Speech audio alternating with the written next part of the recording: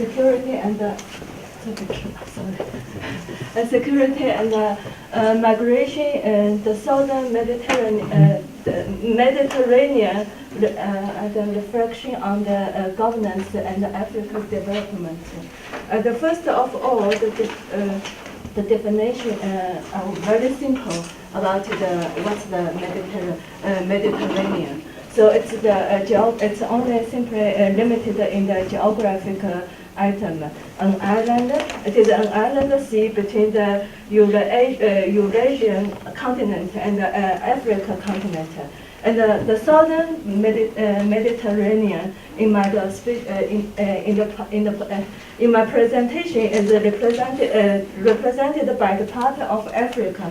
So including the North Africa and Sahara and its coast, that means Sahara. So what are they? And this is the Sahara, and so it means desert, and it has over 9 million kilometers surface, but there are only 17% of Sahara is completely covered by the sand. So that means there is another geographic provide a room for people's living, but it's few. It's so and the second, the Sahara region. What's the Sahara? Normally in the broader sense, the Sahara is from the Atlantic to the Red Sea, but generally refers to the northern region of Central and the Western Sub-Saharan Africa. So it's from the southern of the South Africa, southern of the North Africa until the West Africa. So this is the belt. So the outline of the speech, my presentation, is included the three. Sorry. Actually, the last is the conclusion. I did not change. The four main parts. But excuse me. I feel a little uneasy because the issue of the migration and the security belong to the international studies.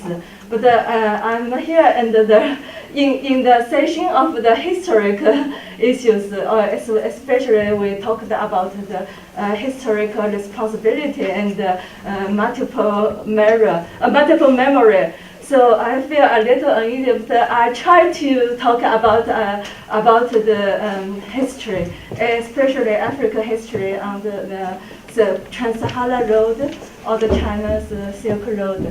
So I talk the first part is actually the Professor Ma just talked about the two points. One is the security problem. That means threats, a lot of threats. From the Islamic State because it's expanding and penetrated in the African continent from the North Africa until the West Africa.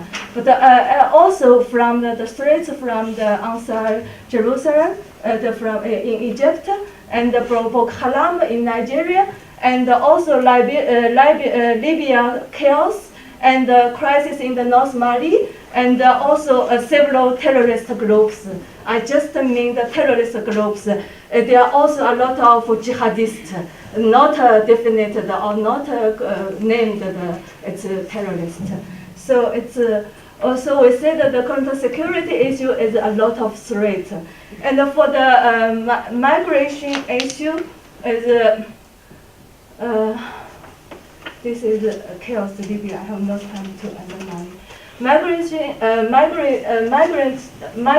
issues. I think the first the definition. It's also very simple. The migrant is defined as the person living in the country but born elsewhere or having foreign citizenship. This is a very simple definition. But we included if we talk about the migrant issue, they often include two main concepts. One is illegal migrant. And also simply is an active migration with forged documents. And refugee is a forced migration by natural catastrophe or war.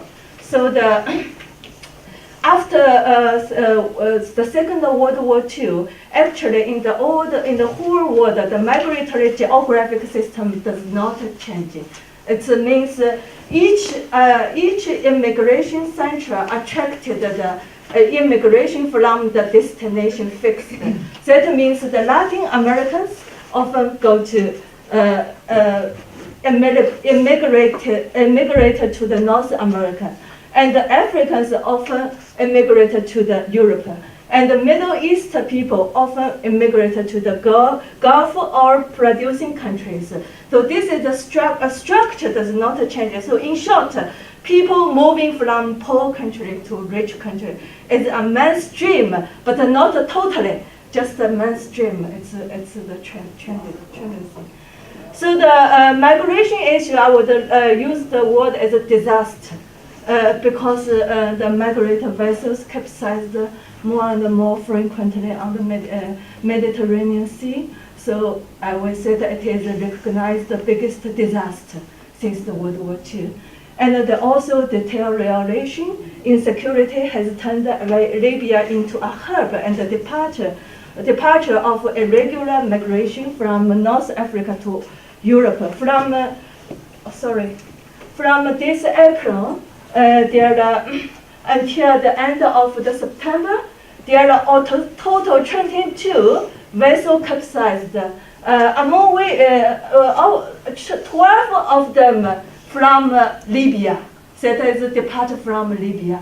So it's really the hub of the irregular migration, and the thousands of economic migrants. Moreover, there are thousands of the economic migrants from Sub-Saharan Africa and the refugees from war-torn countries such as Syria and Somalia, and also into the Europe. So this is a great severe humanitarian crisis caused by the revolution in North Africa and the civil war in Syria since 2011.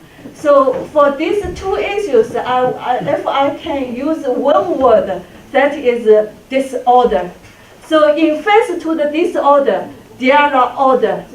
So I found there are two kinds of orders. One is quite a formal order from the European Union's policies controlled immigration. And another formal order from the United States, that is the war on terrorism, or the war on the terrorism. But apart from the two formal orders, there is also one informal order.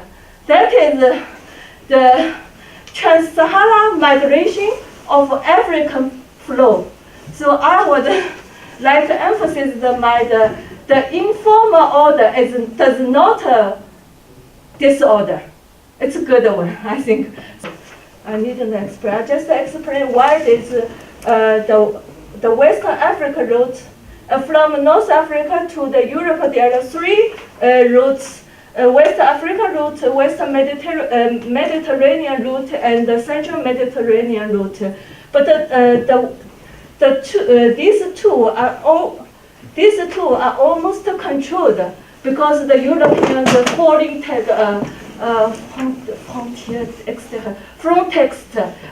Frontex because to cooperation with the foreign countries. This, for example, they cooperated with the Senegal.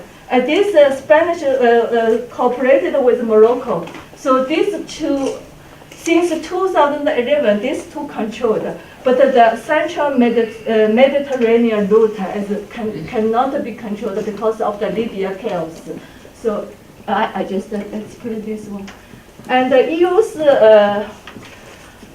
in face to the disorder, so EU's launched the policy to manage this disorder.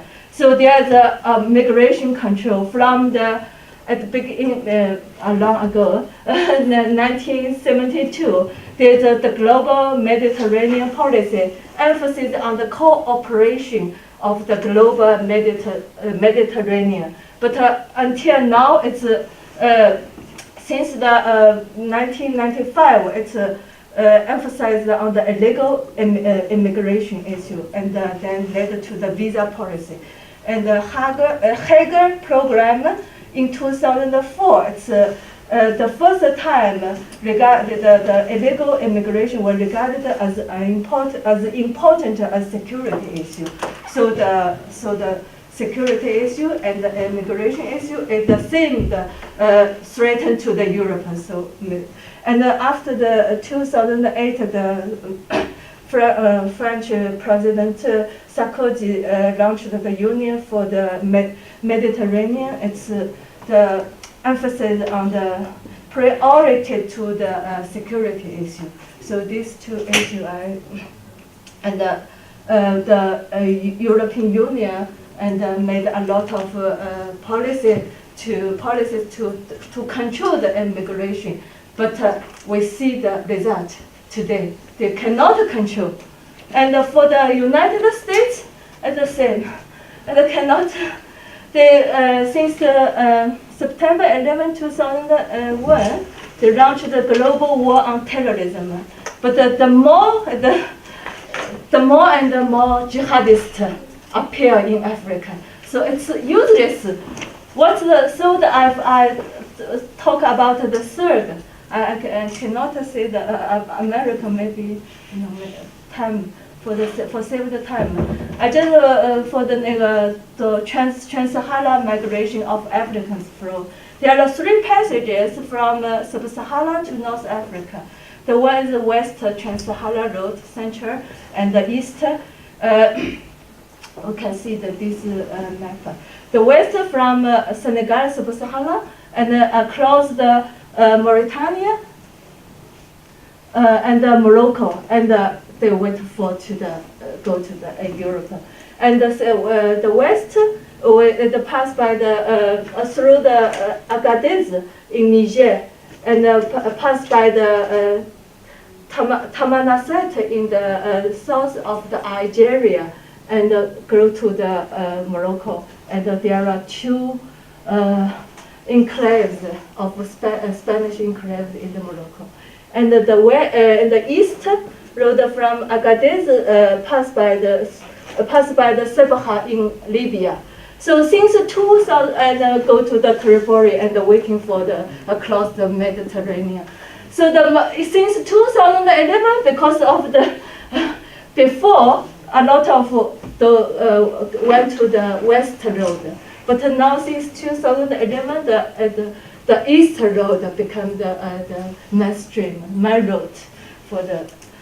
So I say that this is trans-Saharan Africa's migration is created by African people. This is they created an order. This order revived Agadez. This is a middle cities in the Middle Ages cities. I visited so many cities in the Middle Ages. I just found it's revived. Because of the reconstruction market and the reconstructed road and the immigration also through by this way. Why? Because the Nigeria government control loosely, not so strictly like Mauritania, Algeria, and something like that. But also there is a Sabha, the Libya is in chaos. So that's. But also there are strategic material, the uranium, not far from Agadez, and 50 kilometers, and the political center because it's the capital of the great region, Agadez or Provence. Okay, and also it's a religion center. There's the biggest mosque there. So I talk this. And okay, for this, follow to the governor, three orders, two former, one informer. I have a reflection on the governance prospect. I say that the first, the positive role of migration, because the immigration potentially can get education, job, skills, and remittance. That's helpful to the countries they were born. So it's this one. The policymakers need to encourage immigration while consider how to retain talented personnel and attract skilled immigrants returning to Africa.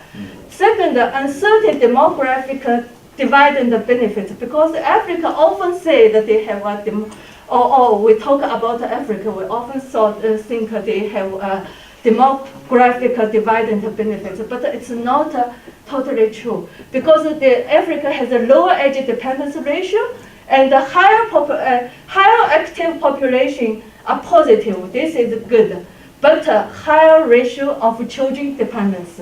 This is, I'm sorry, it's wrong spelling. And there are just the newest report of population. They say that there are 41% African people under the 15 years old. So that's a very heavy burden for the country. It's not a demographic dividend, no. So for the government should, they should, so the demographic dividend benefits dependent on education, training, and reducing infant mortality for them, for these young children, for this 41% people, that we can get the demographic dividend. So for the security issue is not optimistic for African countries, which are still vulnerable after 2015. Although the terrorists could not stand alone, Africa need to continue to overcome other non-traditional security factors, such as food security, environmental degradation, and public care, etc. And this is for the the last conclusion is we say that the conclusion is far from sophistication, but maybe it's feasible. The Trans-Saharan Road is similar to the Silk Road and can compare with the latter in many aspects, such as the routes, trade, religion, and manuscripts on the road, on which the flow of African migrants create an ordinary social cultural space. So this is good. This is order. Yeah. And the second, migration is a driving force or a power of development rather than an obstacle. So it deserved attention in the program of the post-2015 development, because before we are Millennium Development, there is no clue the migration issue is not included in it. The third, the Mediterranean is adjacent North Africa. North Africa and Sub-Saharan Africa alliance is the most important for Africa development. So opening the market and the borders each other is necessary to replace the illegal migration with normal trade and human activities that is able to contain the terrorist activities. So from the Silk Road and the Great Wall in China might prove to open is toward prosperity, but to close is toward desert. Thank you very much. Thank you.